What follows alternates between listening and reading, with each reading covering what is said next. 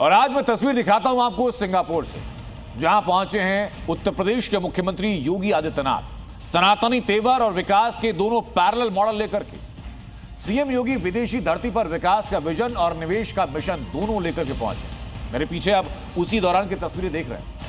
योगी आदित्यनाथ का सिंगापुर और जापान दौरा उत्तर प्रदेश के लिए एक बड़ी आर्थिक मौके के तौर पर देखा जा रहा है। वैश्विक कंपनियां यानी बहुराष्ट्रीय कंपनियों के बीच बैठकों के बीच फोकस साफ है। उत्तर प्रदेश को निवेश से लेकर उद्योग और रोजगार के दम पर $1 ट्रिलियन इकोनॉमी की राह पर आगे बढ़ाना। ये कैसे पॉसिबल हो रहा है, इस रिपोर्ट में आपको दिखाता हूं।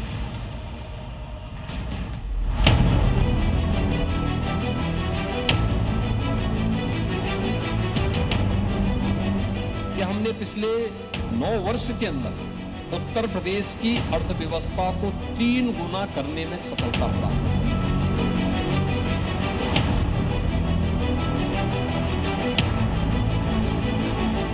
भगवा चोला, सैंडल की जगह जूते और गले में सादा पट्टा।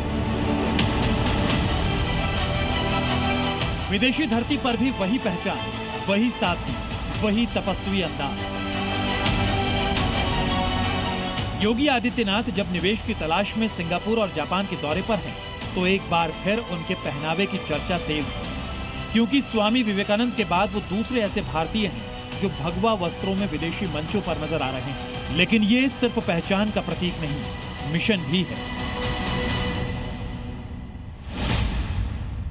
उत्तर प्रदेश में निवेश लाने का, विकास की रफ्तार बढ़ाने का और दुनिया को यूपी की संभावनाओं से जोड़ने का। भगवा वस्त्रधारी यूपी के सीएम योगी आदित्यनाथ दुनिया के टॉप ग्लोबल कंपनियों के सीईओ से मुलाकात कर रहे हैं। सिंगापुर में कुल 25 टॉप कंपनियों के सीईओ से सीएम योगी की मुलाकात होनी है। पहली बार विदेश दौरे पर भगवा वस्त्र पहनकर जाने वाले मुख्यमंत्री योगी आदित्यनाथ सिंगापुर दौरे में पूरे एक्शन में नजर आ रहे हैं। योगी ने सिंगापुर दौरे के पहले ही दिन निवेश कंपनी टेमासेक होल्डिंग्स के चेयरमैन टीओ ची हीन और उनकी टीम के साथ उच्च स्तरीय बैठक की, जहां मुख्यमंत्री ने यूपी में विभिन्न क्षेत्रों में निवेश की संभावनाओं पर विस्तृत चर्चा की। मुख्य रूप से डेटा सेंटर, लॉजिस्टिक्स हब, नवीकरणीय ऊर्जा और औद्योगिक अवसंरचना जैसे क्षेत्रों में निवेश, भागीदारी के अवसरों पर फोकस रहा। टेमासेक होल्डिंग्स पहले से ही यूपी में सक्रिय है और हॉस्पिटल और लॉजिस्टिक्स क्षेत्र में लगभग 1000 करोड़ रुपए का निवेश कर रही है। यही नहीं, यूनिवर्सल सक्सेस ग्रुप ने भी यूपी में 6650 करोड़ रुपए निवेश के लिए 3 MOU पर साइन किए हैं। ग्रुप हाउसिंग, लॉजिस्टिक्स और हाइपर स्केल डेटा सेंटर जैसे रणनीतिक क्षेत्रों में निवेश होंगे। इन तीनों परियोजनाओं से 20,000 से अधिक रोजगार भी जनरेट होंगे। पहली परियोजना के तहत यमुना एक्सप्रेसवे औद्योगिक विकास प्राधिकरण यानी यीडा क्षेत्र में जेवर एयरपोर्ट के करीब 100 एकड़ भूमि पर अंतर्राष्ट्रीय थीम आधारित टाउनशिप विकसित की जाएगी। इस परियोजना में 3500 करोड़ रुपए का निवेश प्रस्तावित है और इसके धरातल पर उतरने के साथ ही लगभग 12,000 लोगों को रोजगार मिलेगा।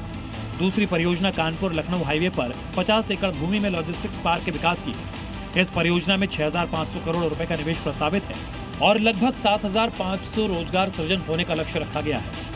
तीसरी परियोजना के तहत नोएडा ग्रेटर नोएडा क्षेत्र में 10 एकड़ पर 40 मेगावाट IT पावर क्षमता वाला hyper scale data centre park बनाया जाएगा। इस परियोजना में 2500 करोड़ रुपए का निवेश होगा और लगभग 1500 लोगों को रोजगार मिलेगा।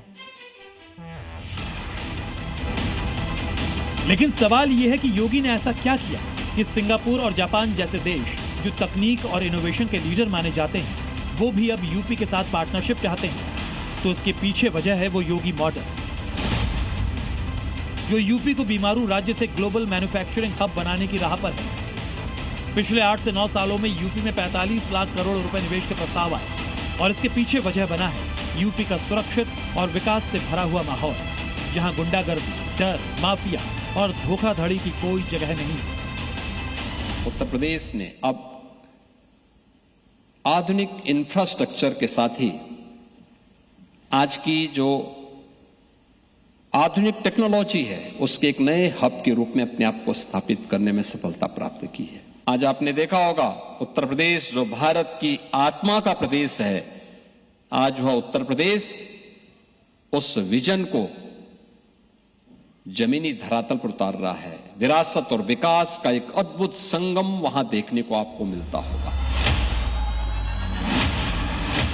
लंबे अरसे के बाद योगी यूपी के सियासी गलियारे से बाहर विदेश दौरे पर निकले। साल 2017 में सीएम बनने के बाद योगी पहली बार यात्रा पर म्यांमार गए थे और अब 9 साल बाद वो सिंगापुर और जापान के दौरे पर हैं। 24 और 25 फरवरी को वो सिंगापुर में रहेंगे तो 25 और 26 फरवरी को वो जापान दौरे पर रहेंगे। यानी इस बार योगी विदेश गए हैं तो यूपी के लिए बम्पर निवेश लेकर ही लौटेंगे, क्योंकि योगी का टारगेट फिक्स है, यूपी को विकास पथ पर नंबर 1 बनाना और यूपी की इकोनॉमी को 1 ट्रिलियन तक ले जाना। आज भारत के अंदर एक्सप्रेस वे का 55% एक्सप्रेस वे उत्तर प्रदेश के पास है। भारत का रेल का सबसे बड़ा नेटवर्क उत्तर प्रदेश के पास है। ब्यूरो रिपोर्ट, जी मीडिया।